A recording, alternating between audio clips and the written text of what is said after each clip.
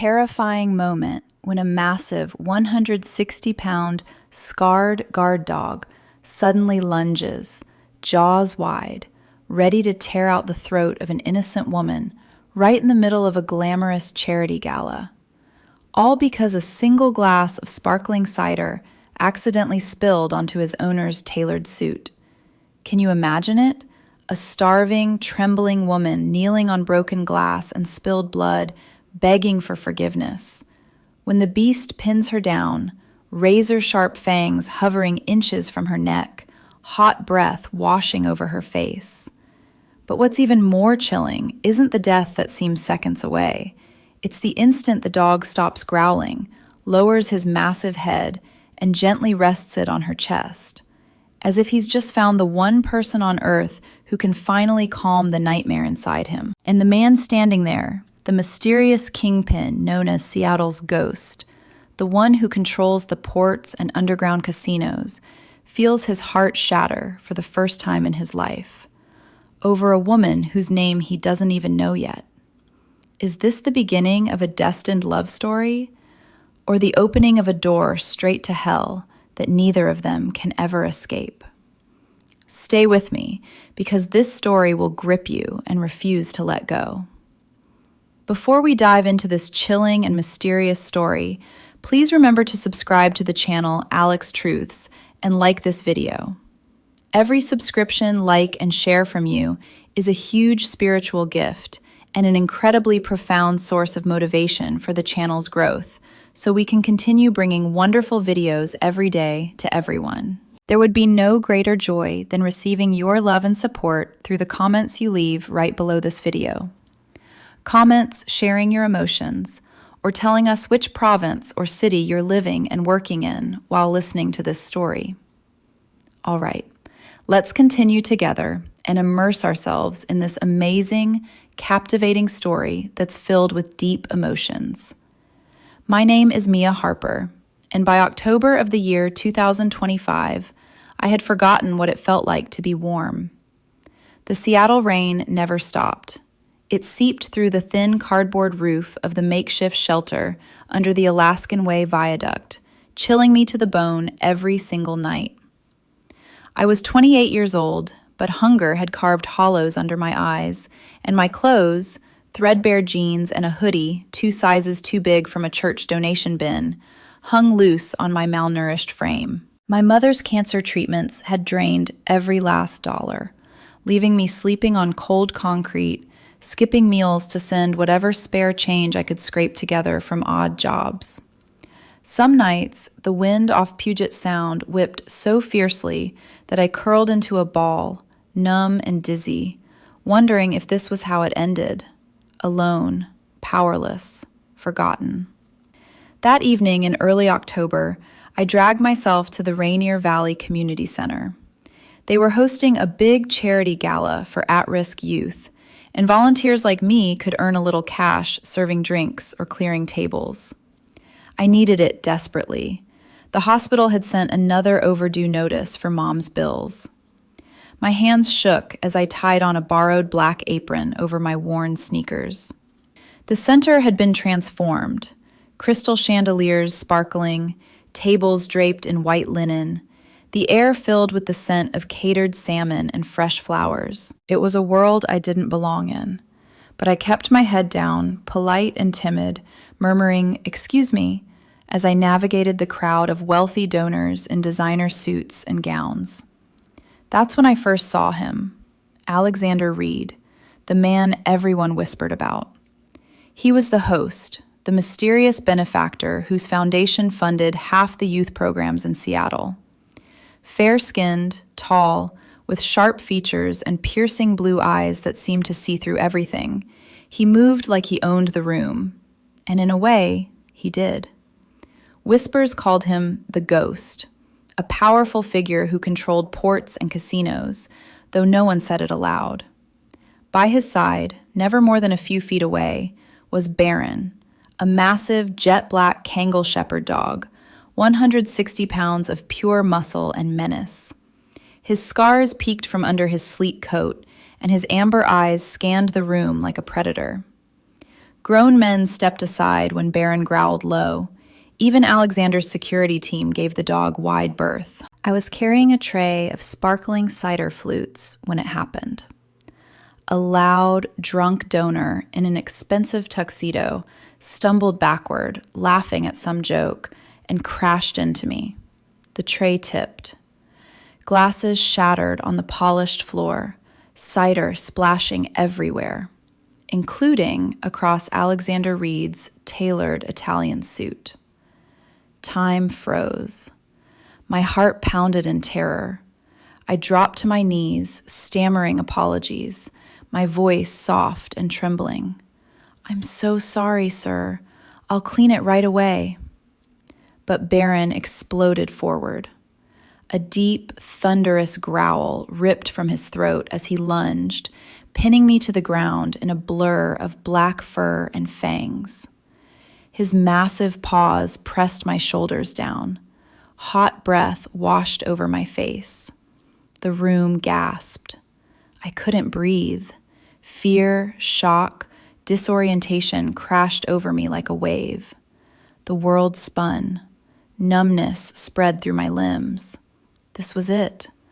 I was going to die here, humiliated and broken, in front of all these people. From somewhere above, Alexander's voice cut through the chaos, calm, commanding. "Baron, stand down." But the dog didn't listen at first. Then instinct took over in me, the same gentle techniques I'd learned calming frightened kids in my teaching days. I went limp, averted my eyes, whispered soft, rhythmic words. "Easy, boy. You're safe. Good dog." Slowly, unbelievably, Baron froze. His growl faded. He sniffed my neck, then lowered his huge head, resting it almost gently on my chest with a heavy sigh. The silence was deafening. Alexander stared down at us, his expression unreadable, but in his eyes something flickered. Guilt? Remorse? A violent storm of emotions he buried deep, from years of hard choices in a ruthless world. He had rescued Baron from horrors, just as the dog now guarded him fiercely. But seeing this destitute woman, this stranger, calm his untamable beast, it tore at something inside him.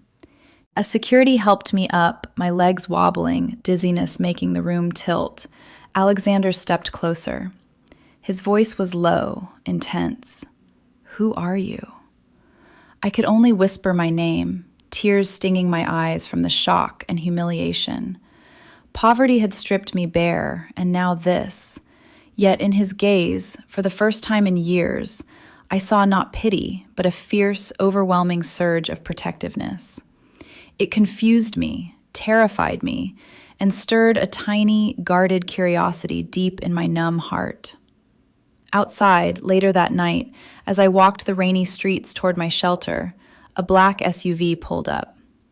Rival figures from a competing faction blocked the way, tense words exchanged, bold threats over territory. Alexander emerged, Baron at his side, diffusing the standoff with quiet authority. No blows landed, but suspense thick in the air. He turned to me then, his inner conflict raging, gnawing guilt over his dark life, clashing with this sudden, passionate need to shield me from the cold world that had broken me so completely. "You're coming with me," he said, not a question. My world spun again, fear, confusion, a spark of desperate hope. How could a man like him see someone like me? The rain-soaked streets of Seattle clung to me like a second skin as I stood under the dim glow of a street lamp outside the Rainier Valley Community Center, October of 2025, marking another month of survival by the thinnest thread. I, Mia Harper, was a ghost in my own life. 28 years old, my body gaunt from missed meals, my cheeks hollow from nights spent shivering under a tarp beneath the Alaskan Way Viaduct. My mother's cancer had devoured our savings, leaving me to beg for shifts at diners or scavenge aluminum cans for pennies. My sneakers, soles worn to nothing, let the cold seep into my bones. And my oversized hoodie, stolen from a shelter's donation pile, smelled of mildew and despair. Every night, the wind howled off Puget Sound, stealing sleep and leaving me dizzy with hunger, my fingers numb as I clutched the hospital's latest bill, a paper guillotine threatening to sever my last hope. Tonight, though, I had a chance. The community center's charity gala for at-risk youth promised a few dollars for volunteers, and I'd begged my way into serving drinks. My hands trembled as I tied on a borrowed apron, the fabric stiff against my malnourished frame. The center was a dreamscape, chandeliers glittering like stars, tables swathed in silk, the air thick with the aroma of roasted duck and fresh orchids. I didn't belong here, among Seattle's elite in their tailored suits and sparkling gowns, but I kept my head low, my voice soft and polite, whispering, "Yes, ma'am," or "Excuse me, sir," as I balanced a tray of sparkling cider flutes. Each step was a prayer not to falter, not to draw attention to the destitute woman who hadn't eaten in 2 days. Then I saw him again, Alexander Reed, the man they called the Ghost. He stood at the room's heart, fair-skinned and commanding, his sharp jawline and piercing blue eyes cutting through the crowd like a blade. His wealth was obscene. His tailored black suit, accented with a silk pocket square, screamed money, and the heavy platinum watch on his wrist could have paid my mother's hospital bills for a year. But it wasn't just his riches that made the air shift. It was the power. He was the unspoken king of Seattle's underbelly, controlling ports and casinos, his foundation a polished mask for darker dealings. By his side, Baron, his massive Kangal shepherd, loomed, a 160-pound shadow of black fur and scars, his amber eyes glinting with barely restrained menace. Even Alexander's suited security men, broad-shouldered and armed, gave the dog space, their hands twitching near holsters when Baron's low growl rumbled through the room. I was weaving through the crowd, my tray wobbling, when disaster struck. A donor, red-faced and drunk, lurched backward, his laughter slurring as he collided with me. The tray tipped, flutes crashing to the hardwood floor in a symphony of shattering glass. Cider sprayed across Alexander's pristine suit, staining the silk. My heart stopped. I dropped to my knees, panic clawing my throat, my voice a timid stammer. "I'm so sorry, sir. Please, I'll clean it." My hands scrabbled at the shards, cutting my palms, blood mixing with the mess. The room spun, horror, shame, and dizzying fear crashing over me. I was nothing, a nobody who'd just ruined a fortune in front of Seattle's most dangerous man. Baron erupted. A bone-rattling growl tore from his chest as he lunged, his massive paws slamming me to the floor. His weight crushed the breath from my lungs. His jaws snapped inches from my face, hot breath reeking of raw instinct. The crowd gasped, a collective inhale that sucked the air from the room. My vision blurred, numbness spreading through my limbs as terror seized me. This was how it ended, torn apart, humiliated, my poverty a final mockery. I saw my mother's face, her frail body in that sterile hospital bed, and the injustice of it all burned. I'd fought so hard, endured so much, only to die like this. Alexander's voice sliced through the chaos, low and lethal. "Baron, down." The dog hesitated, his hackles raised, but didn't relent. Something primal kicked in me. Years of soothing frightened children in my classroom, coaxing them from rage to trust. I went limp, my body soft against the floor, eyes averted. My voice, barely a whisper, trembled with desperate calm. "Easy, boy. You're okay. Good dog." I hummed a soft, rhythmic lullaby, the same one I'd sung to myself on those wind-battered nights. Slowly, impossibly, Baron's growl faded. His massive head lowered, sniffing my neck, then rested heavily on my chest with a shuddering sigh. He licked my cheek, a single, gentle swipe, and the room fell silent. I lay there, heart hammering, my body shaking from shock and cold. Blood from my cut hands pooled on the floor, a stark red against the polished wood. Alexander stepped closer, his polished shoes stopping inches from me. I dared to look up, and his eyes, those icy blue depths, locked onto mine. What I saw wasn't anger, but a storm of something deeper, gnawing remorse, a violent conflict tearing at his heart. He was a man who'd built an empire on ruthlessness, yet here was this broken woman, calming his beast with nothing but gentleness. Guilt flickered in his gaze. He'd rescued Baron from a dogfighting ring, seen the scars of abuse mirrored in his own soul. But now he faced a new wound. The sight of me, destitute and trembling, stirred a fierce, overwhelming surge of love. It was irrational, burning from the first moment, a passion that shook him to his core. "Get up," he said, his voice softer now, but it carried the weight of a man wrestling with his own darkness. Security helped me to my feet, my legs wobbling, dizziness making the chandeliers blur. My hands stung, blood dripping, and I clutched my apron to hide the mess, shame flooding me. I was a walking skeleton, my poverty laid bare before this man whose cufflinks could have fed me for months. "I'm so sorry," I whispered again, my voice cracking, tears burning my eyes. The injustice of it, my hunger, my mother's pain, this humiliating moment tore at my heart, a quiet, condensed agony. Alexander didn't speak, but his gaze never left me. That night, as I stumbled back to my tarp under the viaduct, the rain stung my cuts and hunger gnawed my stomach. A black SUV rolled up, headlights blinding. 2 men in dark suits stepped out, rival faction members, their voices sharp with threats about territory. Alexander emerged from the shadows, Baron at his side, his presence alone enough to silence them.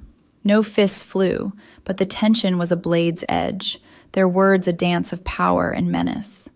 He turned to me, rain dripping from his coat, and the conflict in his eyes was raw. Remorse for the life he led, torment over the misery he saw in me, and that fierce, protective love growing stronger with every heartbeat. "You're not safe here," he said, his voice low, urgent. "Come with me." It wasn't a request. My heart raced. Fear, confusion, a guarded spark of curiosity. How could a man like him, surrounded by wealth and danger, see me, a starving, powerless nobody? The disparity between us was a chasm. His mansion, his power, his tailored world, versus my cold, wind-filled nights and empty stomach. Yet in his eyes, I saw a man haunted, a soul torn by the violence he'd wrought and the lives he couldn't save. That night, another injustice struck. Hospital security had turned me away earlier, claiming unpaid bills, leaving me unable to see my mother. The pain of it, absurd and cruel, broke something in me, and as I hesitated by the SUV, Alexander's hand extended, steady and warm. "Mia," he said, my name a vow on his lips. My world tilted, shock, disorientation, a numbing hope I didn't trust. The torment in my heart screamed. I was nothing, yet he looked at me like I was everything. As I stepped toward the car, Baron's tail thumped once, and Alexander's gaze burned with a love so intense it threatened to consume us both. The world narrowed to the cold hardwood floor pressing against my back, the crushing weight of Baron on my chest, and the frantic drum of my heart threatening to burst. October of 2025 had already carved me hollow. Endless nights under the viaduct where rain soaked through my flattened cardboard shelter, wind howling off Puget Sound like a living thing that wanted to steal the last warmth from my bones. My body bore the evidence of absolute poverty, ribs sharp beneath thin skin, arms frail from weeks of skipped meals, face gaunt and shadowed from sleep that never came deep enough to restore me. I was Mia Harper, 28 years old and reduced to nothing, scavenging bottle returns for coins while my mother's cancer devoured what little we had left. The gala's golden lights now swam through hot tears of pure terror. The elegant crowd, a distant, unreachable dream, as Baron's fangs hovered a breath from my throat. Horror flooded every part of me, a numbing tide that turned my limbs to lead. This beast, 160 pounds of scarred fury, could snap my neck before anyone moved. Flashes of my life tore through me, cold concrete cradles, empty pockets turned inside out, the cruel unfairness of watching my mother fade in a charity ward, while men like Alexander Reed sip champagne worth more than her monthly medicine. Shock ripped my heart open, violent and bewildering. Why did fate save its final blow for tonight, after all the quiet, private suffering? Dizziness spun the chandeliers into streaks of gold. Pain flared in my cut palms as blood pooled beneath me, warm and shameful on polished wood meant for dancing, not dying. Alexander's voice cut through again, low and edged with steel. "Baron, heel." But the dog paid no mind, hackles raised, growl vibrating through my fragile ribs like thunder inside my body.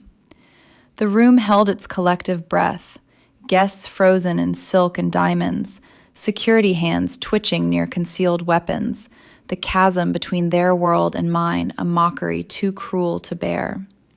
They stood wrapped in warmth and wealth. I lay bleeding and trembling, my poverty paraded for all to witness.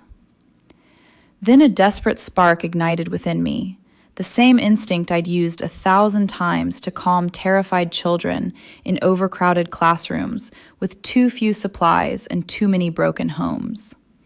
I forced every muscle to go limp, offering complete submission, neck bared in trust.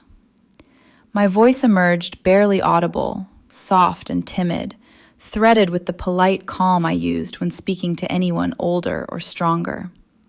"Easy, boy. You're safe. No one's going to hurt you." I kept my eyes averted, fixed on the rise and fall of his broad chest, and began a low, rhythmic hum, the lullaby I'd whispered to myself on wind-battered nights when despair pressed too close. Slowly, agonizingly slowly, I raised one shaking hand, palm open and upward, no threat in the gesture. The crowd inhaled sharply as my fingertips brushed the coarse fur along his neck.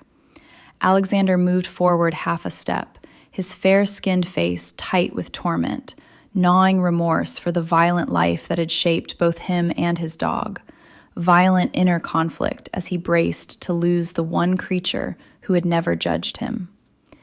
Yet beneath that storm burned something new and overwhelming, a passionate, all-consuming love for me, igniting in this impossible moment, tearing his carefully guarded heart apart. How could this starving, powerless woman reach the beast his power and wealth could not control?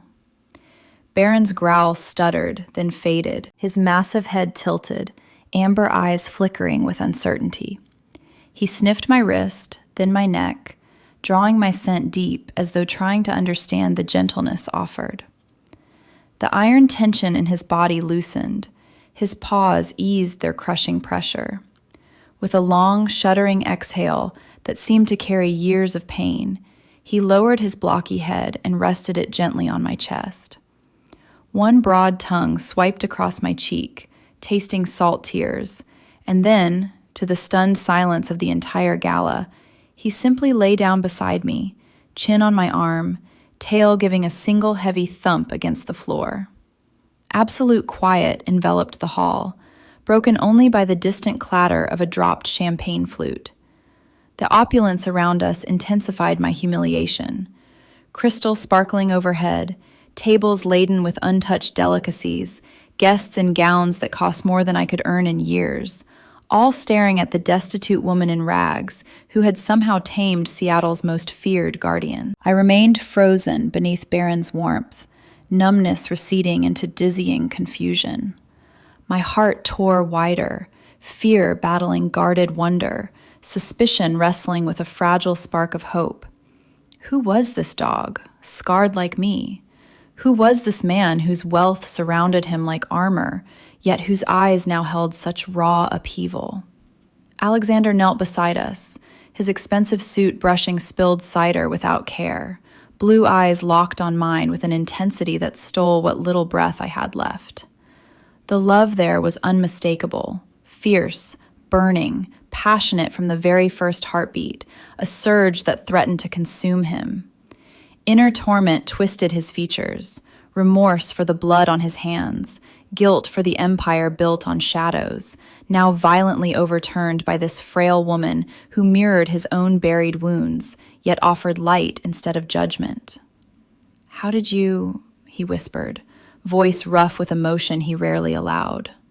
I pushed myself up slowly, legs trembling, pain pulsing in my hands. "He's just afraid," I answered, softly, timidly, like a child who's been hurt too many times. He only needs someone to show him kindness. Baron pressed closer to my side, protective now, as if I had become his safe harbor.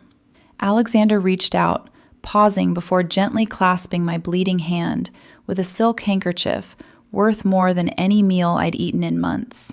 His touch sent fire through my veins, confusion ripping deeper, the sudden care from a man of such power clashing violently with my lifetime of rejection and want.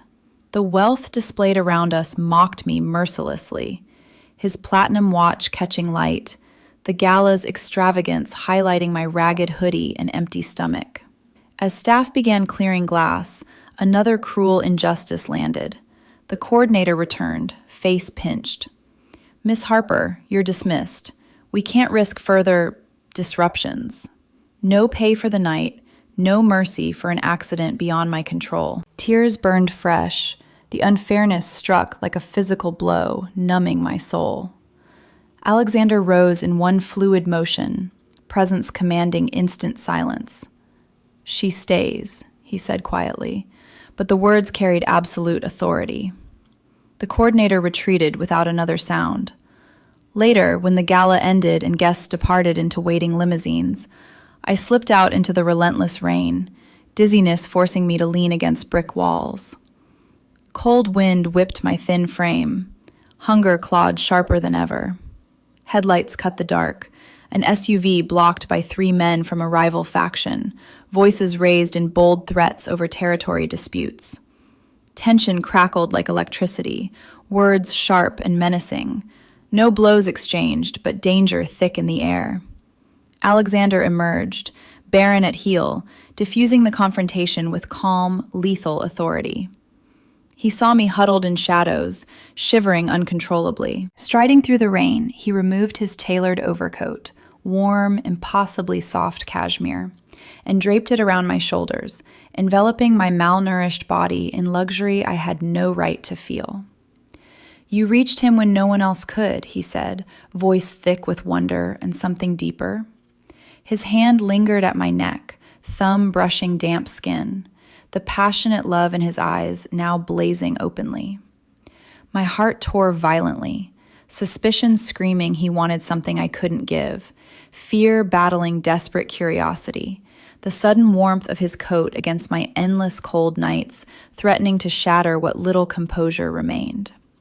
The disparity crushed me, his world of power and plenty versus my pitiful existence of wind and want. "You're coming with me," he said, the words a vow more than command. In that quiet, rain-drenched moment, torment and tenderness collided, and something irrevocable began. The rain had turned to a fine mist by the time Alexander's black SUV pulled away from the community center, windshield wipers sweeping in slow, rhythmic arcs that matched the pounding in my chest. October of 2025 felt colder than ever, even inside the heated leather interior that smelled of new car and faint cedar cologne. I sat huddled in his borrowed cashmere coat, too large for my thin frame, the sleeves swallowing my hands. My body still trembled from the gala, from Baron's weight, from the blood on the floor, from the way the world had tilted when a man like Alexander Reed looked at me as though I were something precious instead of something broken. Hunger gnawed relentlessly. I had not eaten since a stale bagel yesterday morning, and dizziness kept threatening to pull me under. Alexander drove himself that night. Baron stretched across the wide back seat like a living fortress. No driver, no guards, just the three of us in a silence thick with unspoken things. Streetlights streaked across his fair-skinned profile, highlighting the sharp line of his jaw and the storm still lingering in his blue eyes. He had not let go of my hand since helping me into the vehicle, his thumb tracing slow circles over my knuckles, as though afraid I might vanish.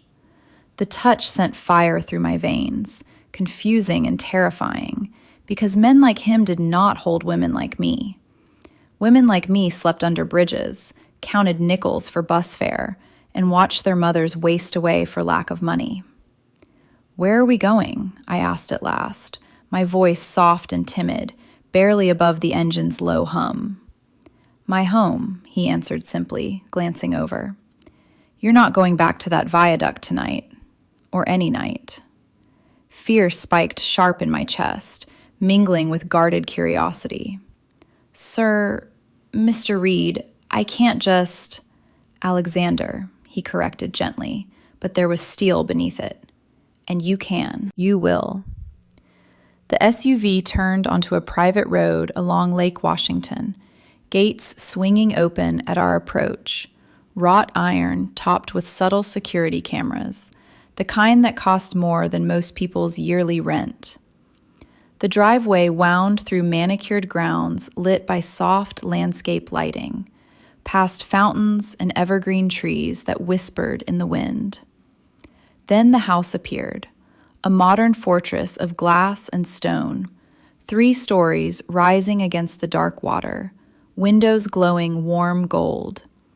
It was wealth made visible, overwhelming, a palace that mocked every cold night I'd spent curled against concrete, every skipped meal, every desperate prayer whispered into the wind. I felt small and filthy beside it, my worn sneakers leaving damp prints on the heated marble foyer. Staff appeared silently, polite, professional, disappearing as quickly as they came. But I caught their glances at my ragged clothes, my hollow cheeks. Shame burned hot. Tears pricked again. Alexander noticed, of course. He noticed everything. He led me to a guest suite larger than any apartment I'd ever lived in. Plush carpets, a king bed draped in silk, a fireplace already crackling. A woman in quiet uniform brought a tray. Warm soup, fresh bread, sliced fruit arranged like art. My stomach cramped painfully at the sight. I had not seen food like this in years. "Eat," Alexander said, voice low. He stood by the fire, watching me with that intense, burning gaze that tore at my heart. "Please." I sat on the edge of the bed, hands shaking as I lifted the spoon. The first taste of soup, rich, savory, real, brought tears spilling over. I ate in silence while he watched, inner conflict plain on his face, remorse for the empire he'd built on shadows, guilt that his wealth existed while women like me starved on his city's streets, and that overwhelming, passionate love surging stronger with every bite I took, as though feeding me fed some starving part of his own soul. When the bowl was empty, he sat beside me, not touching, giving space, but close enough that his warmth reached me. Baron patted in and lay at my feet, head on my knee, amber eyes soft. "I looked into you," he said quietly. "Mia Harper, former teacher. Your mother's in St. Mary's Charity Ward. The bills." He trailed off, jaw tightening. "They're crushing you." Humiliation flooded me anew. Of course he knew. Men like him knew everything. I stared at my lap, voice barely a whisper. "Yes, sir, Alexander. I do my best." "You do more than your best," he said fiercely, "and it's still not enough, because the world is unfair." A quiet, condensed stillness settled between us, broken only by the fire's crackle. Then he spoke the words that changed everything. Baron is difficult, worse lately. My people are afraid. They've suggested he could not finish. The remorse in his eyes deepened. He had rescued that dog from hell and now faced destroying him. But tonight you reached him. You calmed the uncalmable. I looked at Baron, stroking his broad head gently. He leaned into my touch, content. I need you, Mia, Alexander continued, voice rough with emotion. Move here, live here. Be his handler, his person. Feed him, walk him, keep him balanced. In return, he paused, the offer hanging like a lifeline and a chain both. I will pay every medical bill your mother has, past, present, future. Specialists, experimental treatments, whatever she needs, she'll never want again. The room spun. Dizziness crashed over me. I gripped the bed's edge to stay upright. Shock, confusion, deep disorientation. My heart tore violently between suspicion and desperate hope. It sounded too good, too impossible. Men did not offer salvation to women like me without wanting something dark in return. Why? I whispered, tears falling freely now. Why would you... His hand cupped my cheek gently, thumb wiping tears, eyes blazing with that fierce, burning love. Because you reached the parts of him no one else could. Because seeing you hungry, cold, broken, it's unbearable. Because from the moment you whispered to him on that floor, something in me woke up. I can't explain it, Mia. I only know I will not let you go back to that life. Outside, tires screeched faintly, another unexpected confrontation. Alexander tensed, moving to the window. Down the drive, headlights revealed 3 vehicles blocking the gate, rivals, bold and foolish, shouting demands about port schedules. Security moved to intercept, but Alexander strode out himself, Baron at heel. I watched from the glass as he faced them, calm, lethal authority in every line of his body. Words were exchanged, sharp and threatening, tension thick enough to cut, but no violence erupted. His presence alone forced retreat. He returned minutes later, rain-damp hair, eyes darker. They're testing boundaries, he said, but they won't touch this house, or you. Another unfair blow landed then, a phone call from the hospital. Mom had taken a turn. They needed payment for a new treatment or would discontinue. The nurse's voice was apologetic but firm. I sank to the carpet, numbness spreading, tears silent. The world was so cruel, offering hope with one hand, crushing it with the other. Alexander knelt before me, taking both my hands. Say yes, Mia. Let me fix this. Let me protect you both. My heart tore wider than ever. Suspicion screaming this was a dream that would vanish. Fear that I would owe too much. Curiosity about the man whose love burned so passionately for a woman he barely knew. Poverty had taught me trust was dangerous, yet his eyes held only truth and torment and need. In the quiet by the fire, with Baron warm against my side and Alexander's hands steady on mine, I whispered the word that would change everything. Yes, the relief and love that flooded his face was blinding. He pulled me gently into his arms, careful, reverent, and held me as sobs finally broke free. For the first time in years, I was warm. For the first time ever, I was not alone. But even as his heartbeat thundered against my ear, suspicion lingered in the ruins of my heart. What would this irresistible offer truly cost? The first morning in Alexander's Lake Washington mansion woke me with sunlight pouring through floor-to-ceiling windows, soft and golden across silk sheets that smelled of lavender and luxury. October of 2025 had shifted overnight, from the biting wind under the viaduct that had stolen sleep for months, from the constant ache of an empty stomach and the terror of footsteps in the dark, to this impossible warmth. My body, still thin and malnourished, felt strange beneath the weight of down comforters. Ribs too prominent, skin pale from lack of sun and food, dark circles etched permanently beneath my eyes. I lay there a long moment, dizziness washing over me as reality clashed with memory. This was not a dream I would wake from hungry. This was real and terrifying in its vastness. A soft knock sounded. A quiet housekeeper entered with a breakfast tray. Eggs Benedict on porcelain, fresh berries glistening like jewels, warm croissants, and coffee that filled the room with rich aroma. My stomach twisted painfully at the sight, hunger sharpened by years of scarcity. I sat up slowly, legs unsteady, and thanked her in a timid whisper. She smiled kindly but left quickly, as though sensing my shame at being served like someone worthy. Baron was already in the room, lying patiently by the bed, his massive head raised when I moved. He thumped his tail once, amber eyes gentle. I slid to the floor, knees on thick carpet, and rested my forehead against his. "Good morning, boy," I murmured softly. He sighed, leaning into me, the scarred survivor finding peace in routine kindness. Alexander appeared in the doorway soon after, dressed in a simple charcoal sweater that probably cost more than my mother's yearly medicine. He watched us silently, blue eyes burning with that same overwhelming love, now deepened by the sight of me safe in his home.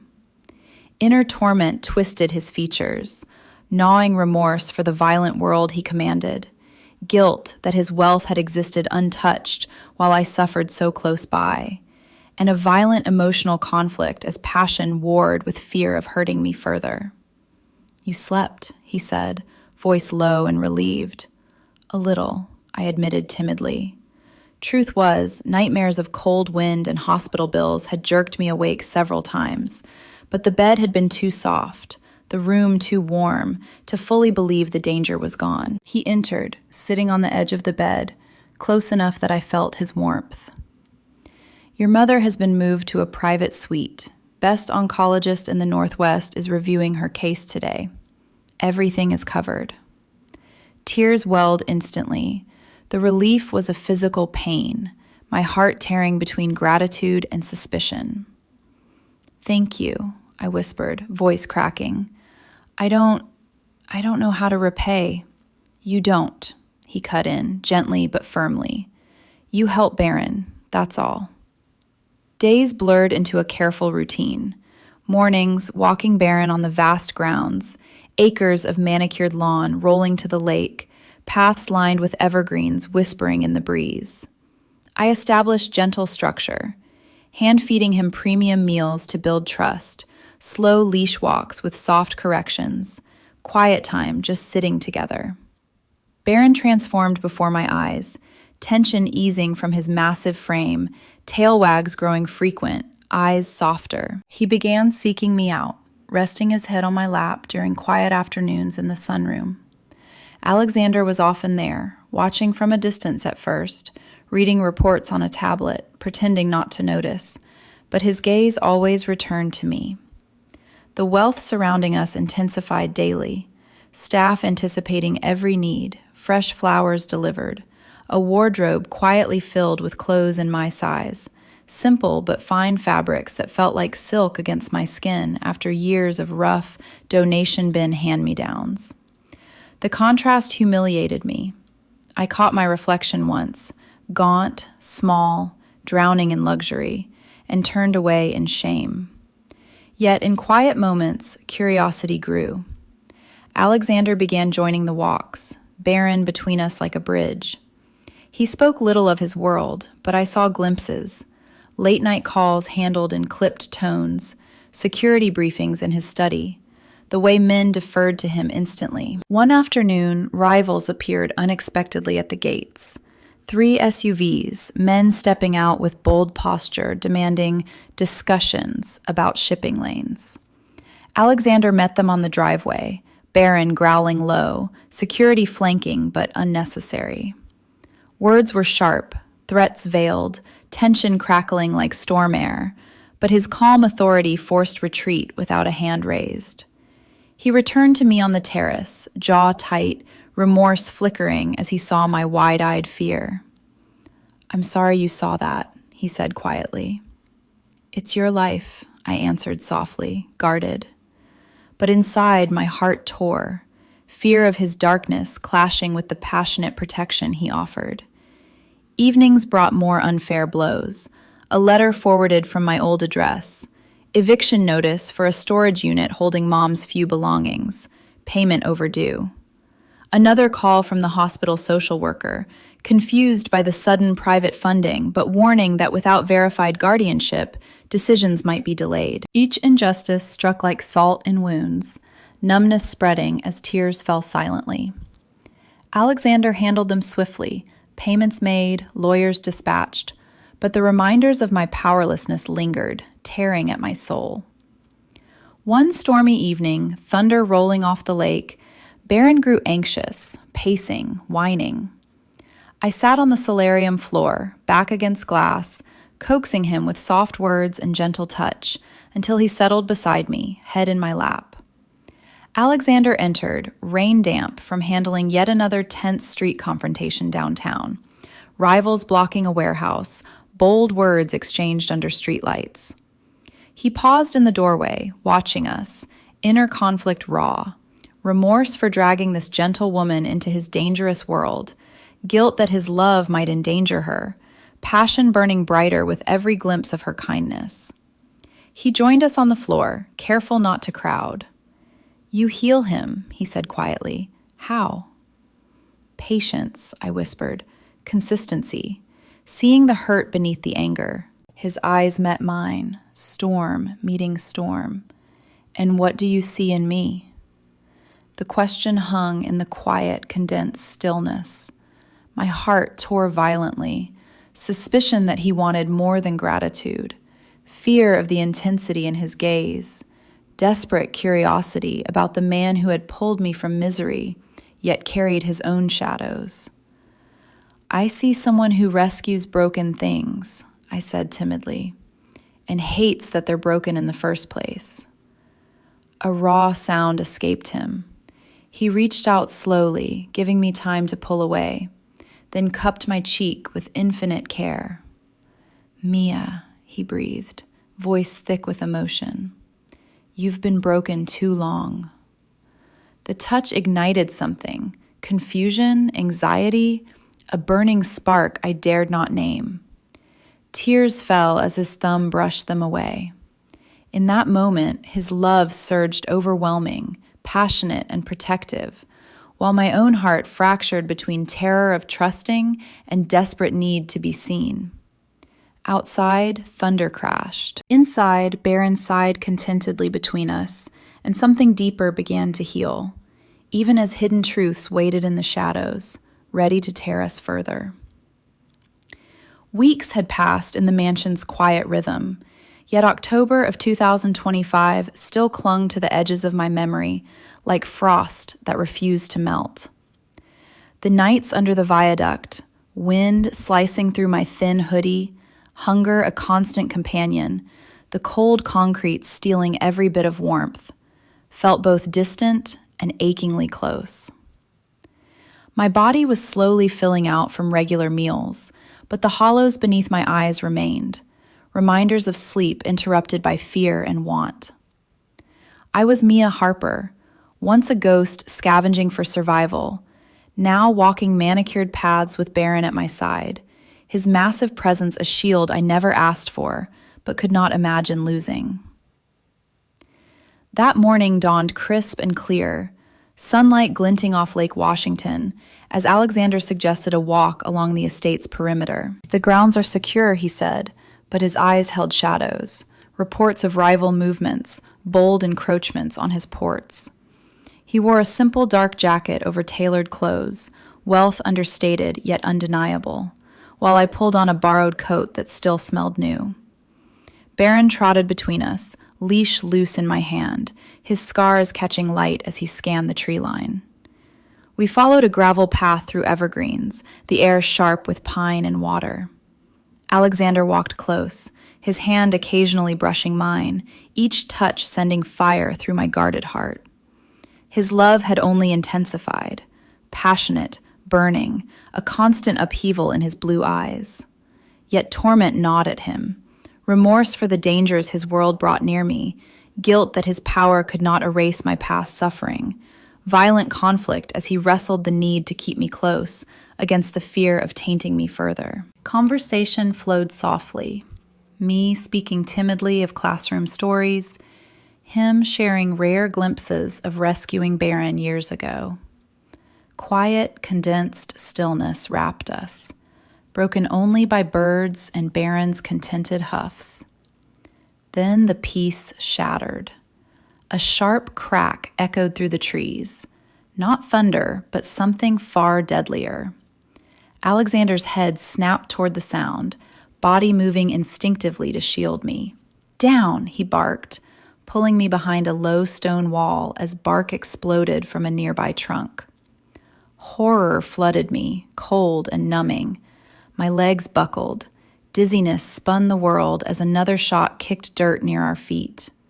Fear clawed my throat, memories of powerlessness crashing back, the unfairness of safety almost found, now threatened again. Baron growled low, muscles coiled, amber eyes fixed on the distant tree line. Alexander drew a handgun from beneath his jacket, fair-skinned face grim with inner storm. Remorse that his enemies had reached so close, violent torment at the thought of harm coming to me, love surging, fierce and protective. "Stay low," he ordered, voice steady despite the chaos. 2 security men rushed from the house, returning controlled fire into the woods, but the attacker was distant, professional. Another shot, closer, calculated. One guard grunted, clutching his arm, collapsing. The disparity struck me cruelly. Alexander's world of armed protection versus my old life of helpless vulnerability. Panic rose, confusing and tearing. Why now, when warmth had just begun to reach my bones? Tears blurred my vision. Pain throbbed in my chest from terror and old hunger echoes. Alexander prepared to move, jaw tight. "I have to get to him." "No." I grabbed his sleeve, voice trembling but firm. Instinct surged, the same quick thinking from managing classroom crises. "You'll be exposed." "Baron, send Baron." His eyes met mine, stunned. He's fast, low profile. They're aiming high." My heart tore violently. Fear for the dog who had become my anchor. Suspicion this was madness. Desperate need to protect what little I now had. Alexander hesitated, inner conflict raging, then nodded. I turned to Baron, gripping his collar, world narrowing to us. "Seek," I commanded softly, pointing toward the flash in the trees. "Go." Baron exploded forward like black lightning, zigzagging across open ground. Shots cracked, misses, dirt erupting around him. He scaled a low fence, vanishing into underbrush. Silence fell, tense and suffocating. Then, a distant shout cut short. Branches snapping, a muffled struggle. The firing stopped. Alexander pulled me close as his men advanced cautiously. Minutes later, Baron emerged from the trees, limping slightly, mouth stained but eyes bright. He trotted to me, collapsing at my feet with a whine. I dropped beside him, hands checking wounds. Grazes, nothing fatal. Relief crashed over me, tears falling freely onto his fur. "You brilliant boy," I whispered, voice breaking. Alexander knelt too, hand on Baron's head, but his eyes on me. Love blazing overwhelming, passionate gratitude mingling with deeper torment. "You saved us," he said roughly. "Both of us." Security secured the area. The attacker fled, leaving only traces. But as I helped Baron back to the house, dizziness returned. Shock, confusion, the violent terror of almost losing this fragile new life. Another unfair blow waited. A message on Alexander's phone. Rivals escalating, a warehouse torched downtown. He handled calls with lethal calm, but I saw the remorse deepen. That afternoon, while Baron rested bandaged in the sunroom, another confrontation unfolded. Alexander received word of rivals blocking a key street near the ports. Bold public standoff. He went himself, insisting I stay safe, but I watched from security feeds. Vehicles facing off under gray skies, words sharp and threatening, tension thick as fog. Baron, sensing my anxiety, pressed close. Alexander's presence forced retreat again. No violence, but the suspense lingered like smoke. Evening brought quiet. Alexander returned, shoulder tense, finding me with Baron by the fire. He sat close, pulling me gently against him. "I'm sorry," he whispered, voice raw. "This world, it follows me." My heart tore wider. Fear of the danger, suspicion of how deep I was falling, desperate curiosity about the man whose love burned so fiercely despite his shadows. "You're keeping me safe," I said timidly, hand on his chest. His arms tightened, love surging passionate and protective. In the firelight, with Baron warm beside us, healing continued, even as hidden threats waited to tear us further apart. The days following the attack settled into an uneasy calm. But October of 2025 lingered in my bones like a chill that no fireplace could fully chase away. The memory of shots cracking through the air, of Baron's blood on my hands, replayed in quiet moments, bringing dizziness and numbness that made me grip furniture to stay upright. My body, though better fed, still carried the marks of extreme poverty. Skin pale and stretched over sharp angles, hands trembling from old malnutrition, eyes shadowed by years of wind-lashed nights under the viaduct, where sleep came only in exhausted snatches. I was Mia Harper, once a powerless shadow scavenging for survival, now surrounded by wealth that felt both saving and suffocating. That afternoon, while Baron rested in the sunroom recovering from his grazes, I wandered the grounds alone, needing air to quiet the storm inside. Alexander was downtown handling fallout. Another bold confrontation with rivals who had blocked a downtown street near his warehouses, vehicles nose to nose under gray skies, words sharp and threatening, tension resolved only by his unyielding presence. He had kissed my forehead before leaving, eyes burning with that passionate love, inner torment plain, remorse for exposing me to danger, violent conflict as protectiveness warred with guilt.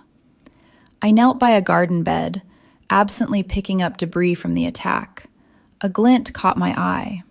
A brass casing, rolled into the grass, custom marked with a small engraved symbol I recognized instantly. My breath stopped. Shock crashed over me, cold and numbing. The world tilted, dizziness forcing me to sit hard on the ground. Pain bloomed in my chest, not physical, but a violent tearing as buried horror resurfaced. The mark belonged to Ryan Cole, my ex, the man I had fled years ago after his anger turned cruel. A former Army Ranger, now private security, he had never accepted my leaving. Stalking threats, sudden appearances, promises he would bring me home. I had hidden in poverty's shadows to escape him, enduring cold and hunger because visibility meant danger. Now this casing, his signature on hand-loaded rounds, meant he had found me. He was the sniper. Fear clawed deep, confusing and overwhelming.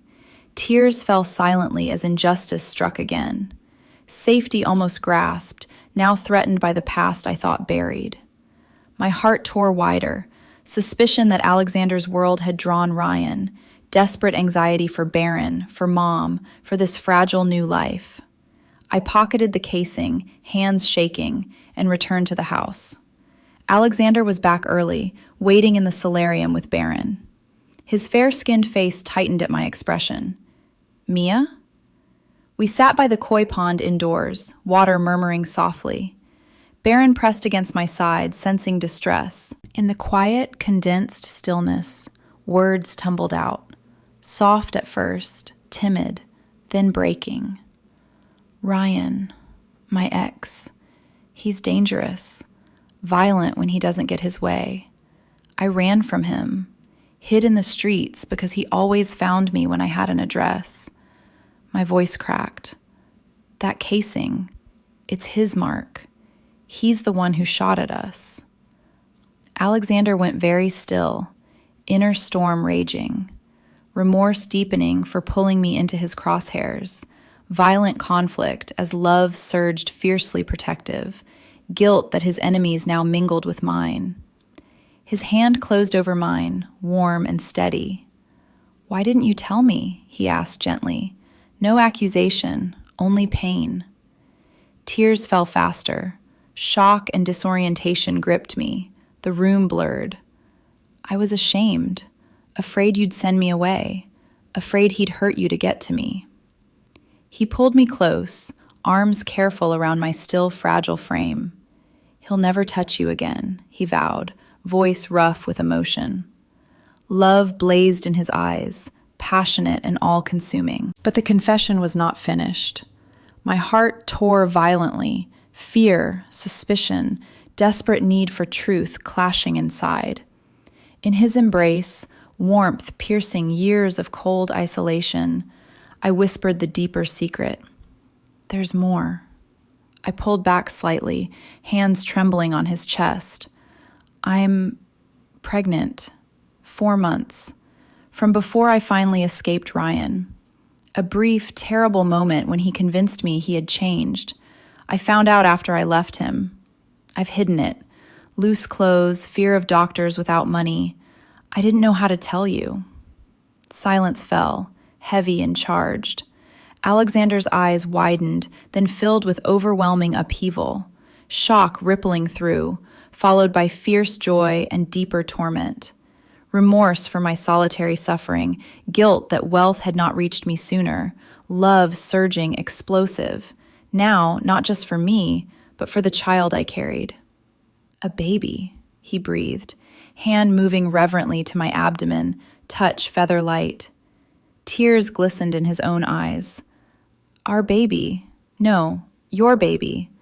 But if you'll let me, I'll protect you both with everything I am." My world spun, dizziness, numbness, pain of old wounds opening. Tears streamed as injustice struck again. Carrying life alone through poverty's cruelty, now offered protection by a man whose love burned so intensely, it terrified and healed in equal measure. "You're not obligated," I started timidly. "I love you, Mia," he interrupted, voice breaking with raw passion. "From the moment you calmed Baron on that floor, this child changes nothing and everything. I want to be whatever you need, protector, partner, father if you'll allow." The words tore my heart open, suspicion crumbling under overwhelming gratitude, fear battling desperate hope, curiosity blooming into something deeper. In that quiet by the pond, with Baron watchful and Alexander's hand warm on the life I carried, healing fractured further into truth. Outside, another tense standoff brewed, rivals tailing his vehicle on the return home, bold and unexpected, resolved by a sharp phone call and veiled warnings. He returned calmer, but the dangers circled closer. That night, as rain lashed windows again, I lay awake beside him, his arm protective around me, listening to his heartbeat. The past hunted me, the future terrified me, but in his love, passionate, burning, unwavering, I found the first real warmth I had ever known. Even as Ryan's shadow loomed, ready to tear everything apart, the revelation of my pregnancy and Ryan's shadow hung over the mansion like a gathering storm, turning even the warmest rooms cold. Late October of 2025 brought shorter days and longer nights of restless turning. My body rounded slightly now, but still fragile from years of malnutrition and cold. The memory of wind-battered nights under the viaduct, hunger so sharp it doubled me over, sleep stolen by fear and shivering, clashed violently with the silk sheets and crackling fireplaces that now surrounded me. I was Mia Harper, once utterly destitute, now carried a child in a world of wealth I did not understand, protected by a man whose love burned with an intensity that both healed and terrified me. Alexander's response to the truth had been absolute. Security tightened. Private doctors visited discreetly. Every need anticipated before I spoke it. Yet his inner torment deepened daily, gnawing remorse that Ryan's pursuit stemmed partly from his own violent past, guilt that his empire's enemies now threatened the woman and child he cherished, violent conflict as passionate protectiveness warred with fear of failing us. He held me closer at night, hand resting reverently on the small swell of my belly, whispering promises into my hair, promises that tore at my heart because I wanted desperately to believe them. Then the message came. It arrived on an old prepaid phone I had kept hidden in a drawer, wrapped in socks, the last remnant of my street life, its number known only to my mother. The screen lit in the dark guest room where I sometimes retreated for quiet. Unknown number. My hands shook as I opened it. A single text. I know where you are. I know about the baby. Open the north service gate tonight at 2, or your mother has an accident in that fancy new wing. Machines fail. Nurses look away. You know I can make it happen. My breath stopped. Horror flooded me, cold and numbing, worse than any wind off Puget Sound. Dizziness forced me to sit on the carpet, phone clutched white-knuckled. Tears came instantly, silent, helpless. The unfairness struck like a physical blow. Mom finally receiving proper care, only to be threatened again. Ryan's cruelty, always calculated, now weaponized the one thing that had kept me alive through poverty's worst nights. I curled forward, arms around my belly, whispering apologies to the tiny life inside. Shock tore my heart violently, confusion at how Ryan knew so much, fear for Mom, for the baby, for Baron, for Alexander. Suspicion screamed this was a bluff, but memory reminded me Ryan never bluffed. Anxiety clawed deeper. Numbness spread until I could barely feel the plush carpet beneath me. Alexander was away that evening, another tense confrontation downtown. Rivals had blocked a key intersection near the ports, vehicles idling aggressively, drivers exchanging bold words across hoods under streetlights. He handled it personally, diffusing with calm authority and veiled warnings, returning late with tension etched in his shoulders. I met him in the foyer, forcing a timid smile, hiding the phone's weight in my pocket. He pulled me gently into his arms, sensing my distress. "What is it?" he asked softly, blue eyes searching. I almost told him. Almost. But fear silenced me. If Alexander confronted Ryan directly, Mom could suffer before help arrived. My heart tore wider, guilt for considering secrecy, desperate love for the man holding me, terror of losing everything gained. The hours crawled. Midnight found me pacing the bedroom, Baron watching worriedly. 1 o'clock, I dressed in dark clothes, hands trembling. The internal war was excruciating. Betray Alexander's trust to save Mom, or risk her life on his protection? Poverty's old powerlessness resurfaced, humiliating, crushing. I had been nothing once. Now, even with wealth surrounding me, one threat reduced me to that helpless girl again. At 1:45, I slipped downstairs, Baron following silently. The control panel for the service gate glowed softly in the security room. My finger hovered over the disarm code. Tears streamed. Dizziness made the room sway. "I'm sorry," I whispered, to Alexander, to the baby, to Baron. The injustice burned. Why must I always choose between losses? The gate light blinked green. I had done it. Footsteps sounded behind me, soft, deliberate. I spun, heart-stopping. Alexander stood in the doorway, rain-damp coat over pajamas, eyes dark with pain and understanding. Baron pressed against his leg, whining softly. "Mia," he said quietly, voice breaking. No anger, only devastation. Shock crashed over me. Numbness gave way to violent sobs. I sank to the floor, clutching my belly. "He'll kill her," I choked. "Mom, the hospital," he said.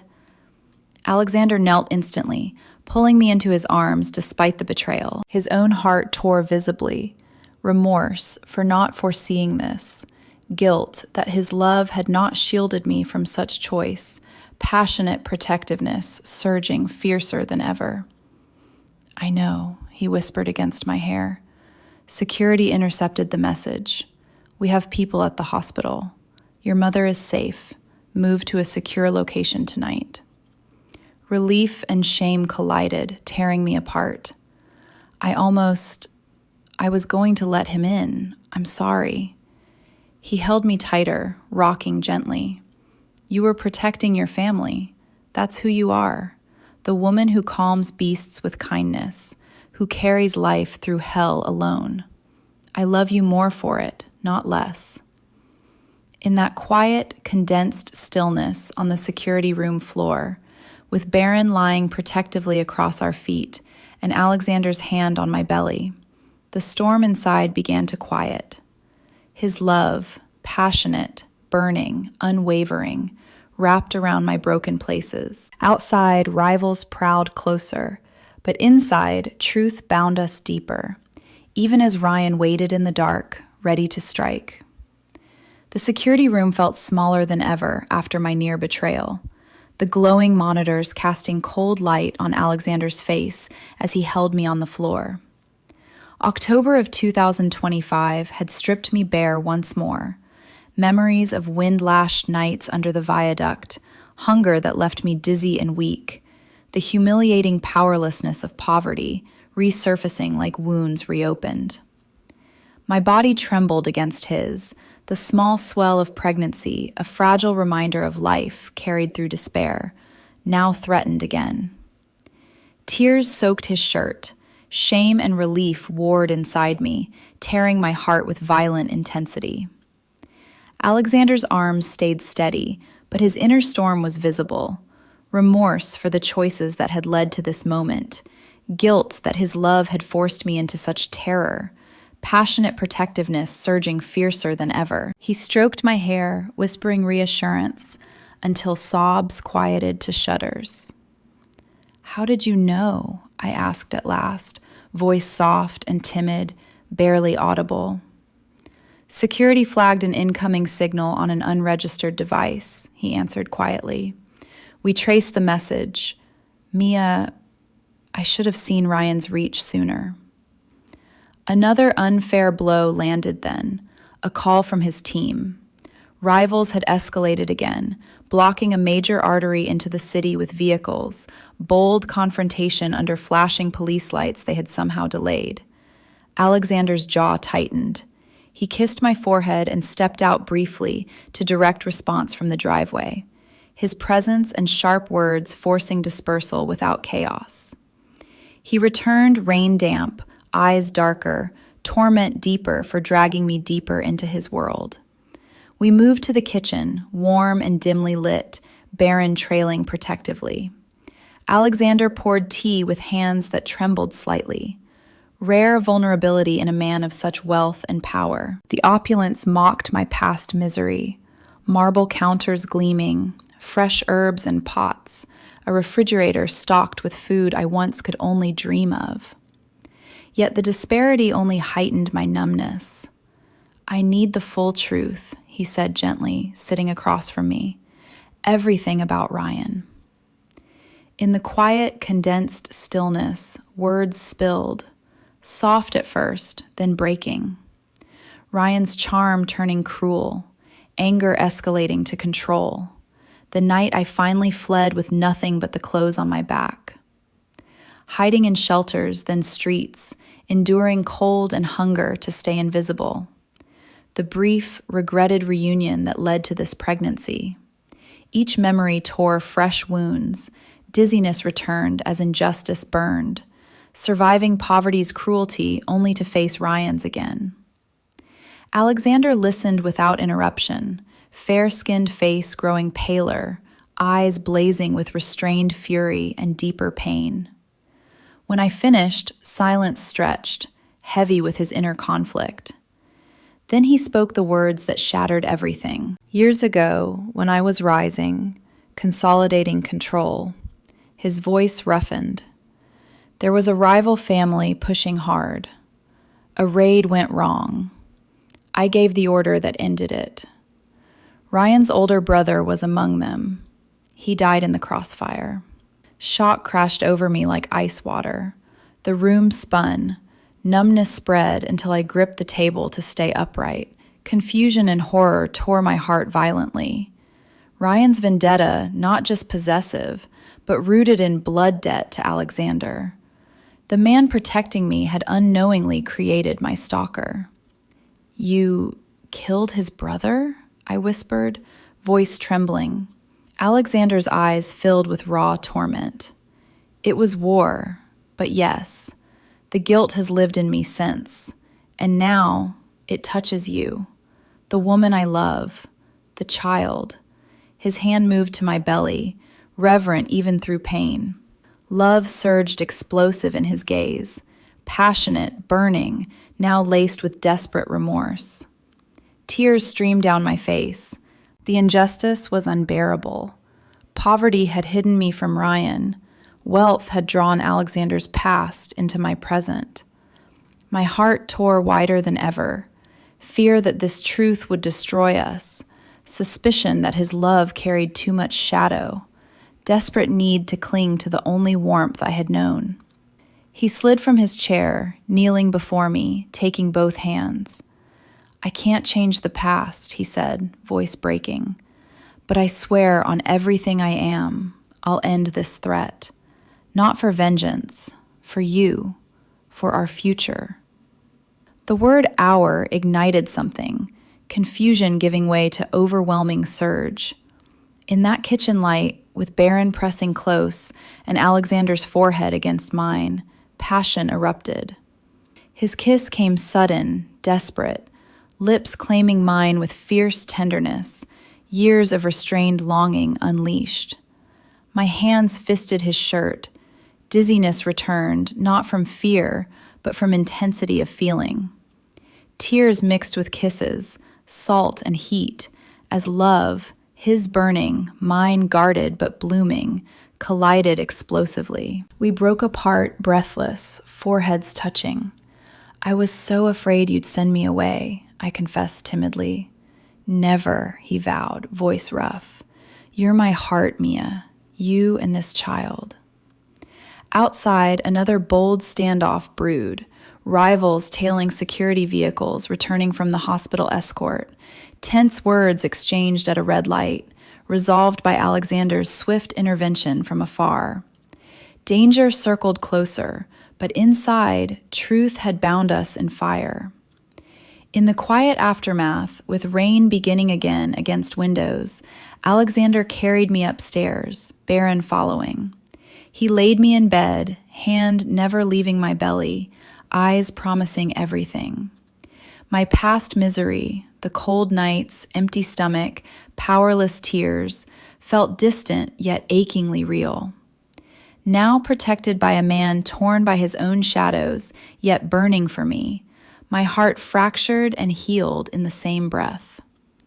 Ryan waited in the dark, but for the first time, I was not alone facing him. The hours after Alexander's revelation stretched taut as wire, every tick of the clock pulling tighter on my heart.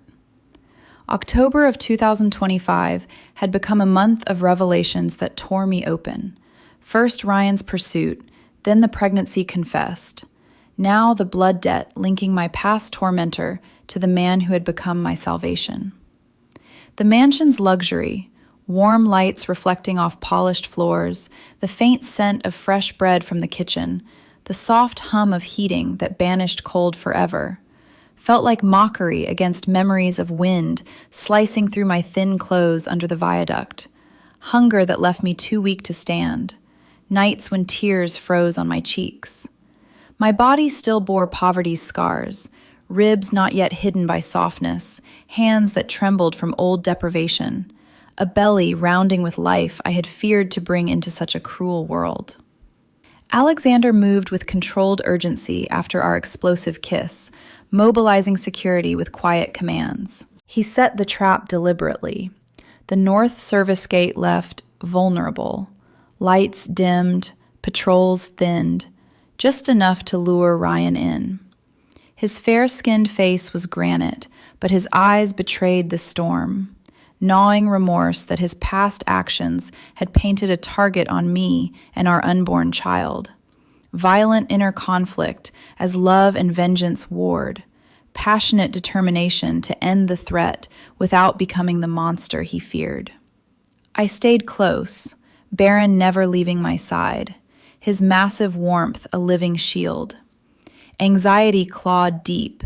Dizziness came in waves as fear for Mom, for the baby, for Alexander, crashed against desperate trust in him. What if he doesn't come? I whispered timidly during a quiet moment in the study.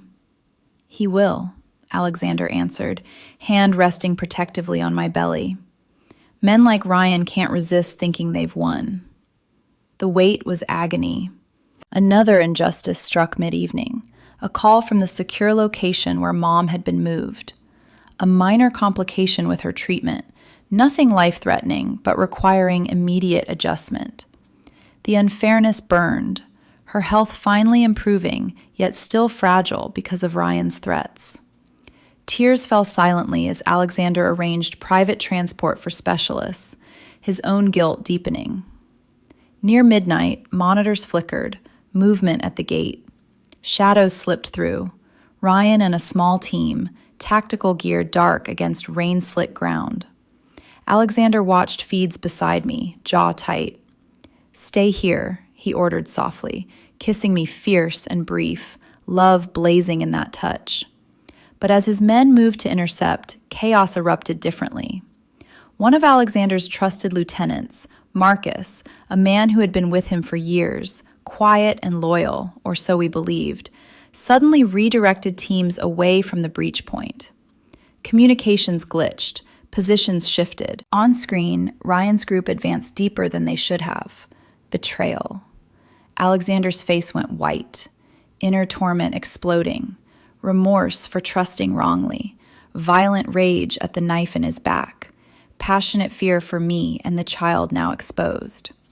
"Marcus," he growled into his radio, voice lethal calm. "Explain." The response came crackling. Greed and old family grudges, a payoff from rivals tied to Ryan. The confession was brief. Marcus had fed information for weeks.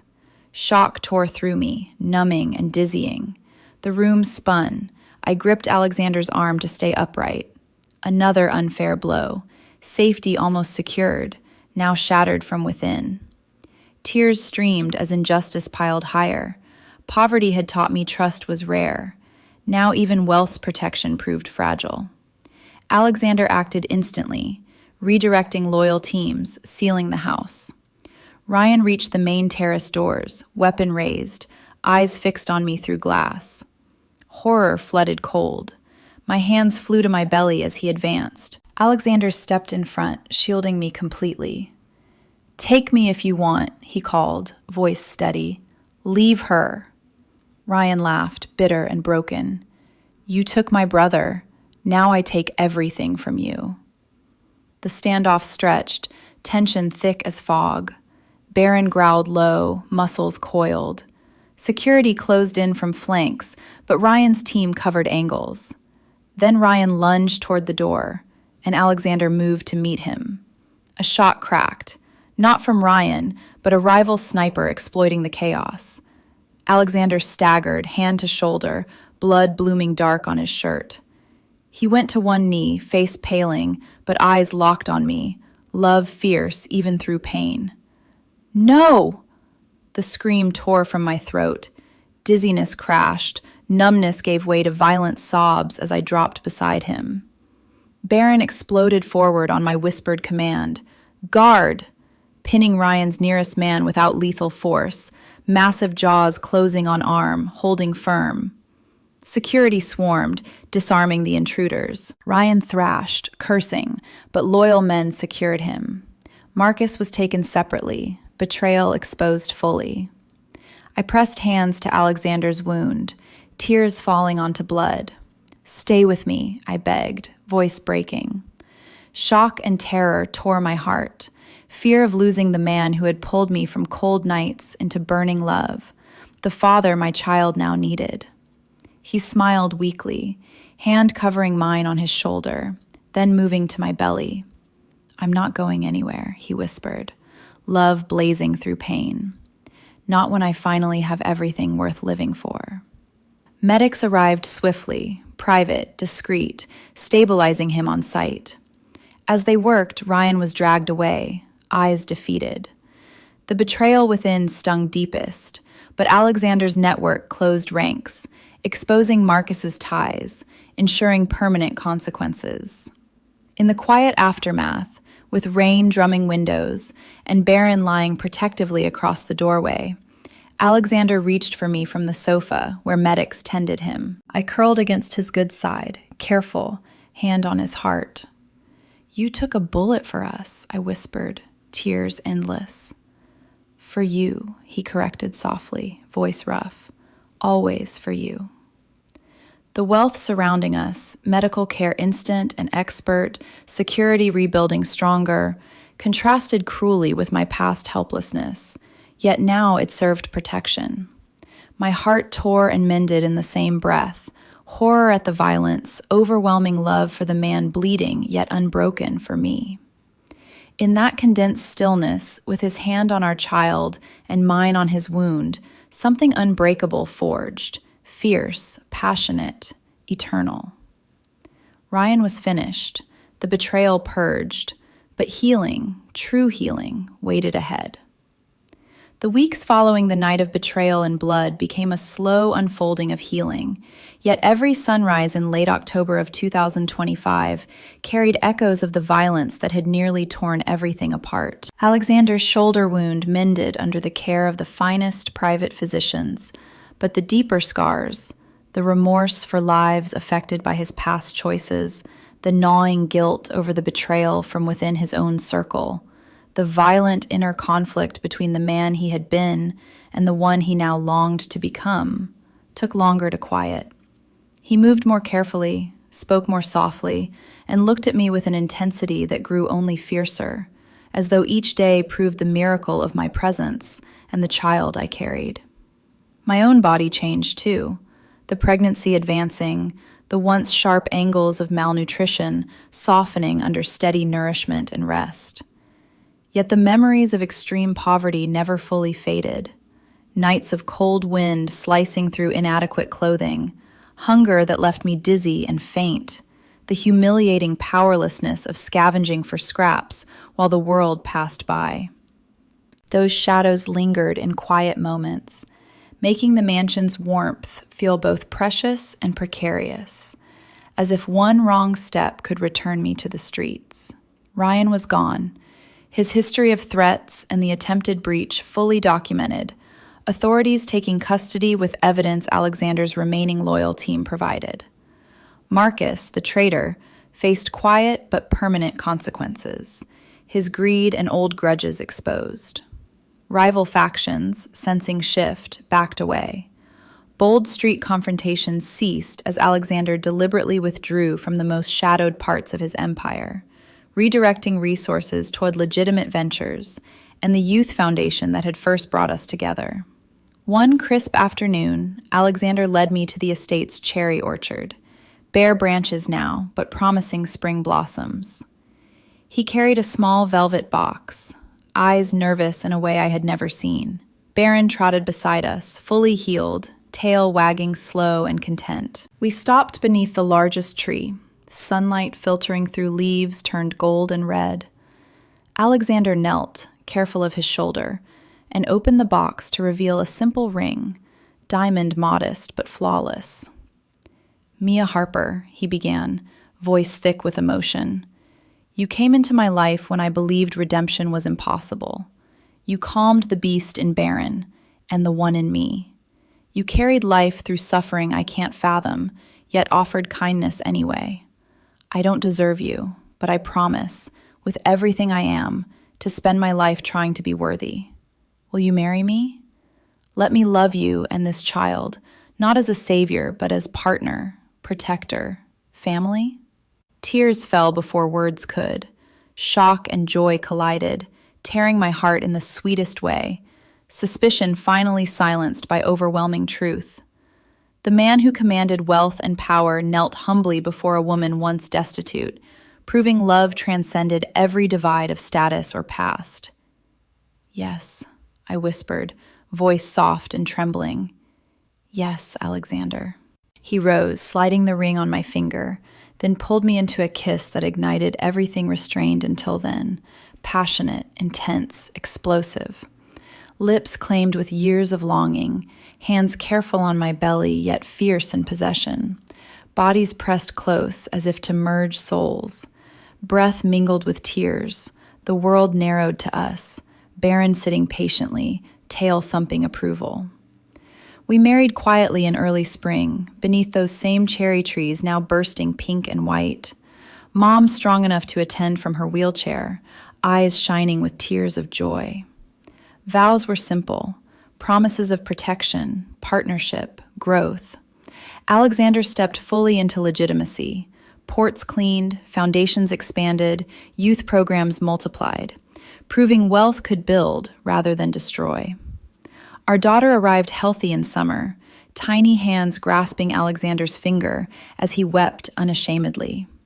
He became the father I never dared dream for her, gentle, present, reading stories in voices that once commanded fear. Baron guarded her crib with the same devotion he showed me, a gentle giant redeemed. Years passed in warmth I once believed impossible. The disparity between past poverty and present plenty never vanished from my heart. It fueled quiet work, opening shelters, funding meals, teaching that compassion crossed every boundary of skin, status, or history. Love, we learned, needed no permission from wealth or want. It simply required open hands and brave hearts. Knowledge of suffering taught empathy. Knowledge of grace taught forgiveness. Knowledge of love taught everything else. Each lesson became education for our daughter. Education in kindness over power, education in choosing light even after darkness, education in seeing worth in every soul. Knowledge shaped us. Lesson upon lesson built character. Education in humanity's shared heart proved the greatest gift. And so we lived, not perfectly, but fully, proving that redemption comes not through force, but through gentle hands extended in the darkest nights. If this story touched you, please subscribe to the channel Alex Truths, like this video, and share it with someone who needs hope today. We upload engaging stories every day to remind us all of love's quiet power. How did this story make you feel? Does it connect to moments in your own life, to times when love crossed impossible divides? Share your thoughts in the comments. I read every one and treasure the emotions you trust me with from deep within your hearts. Wishing you all good health, a joyful life, and daily peace. See you in the next video. Disclaimer: all stories on this channel are fictional and created solely for entertainment purposes. Any resemblance to real people, events, or places is purely coincidental.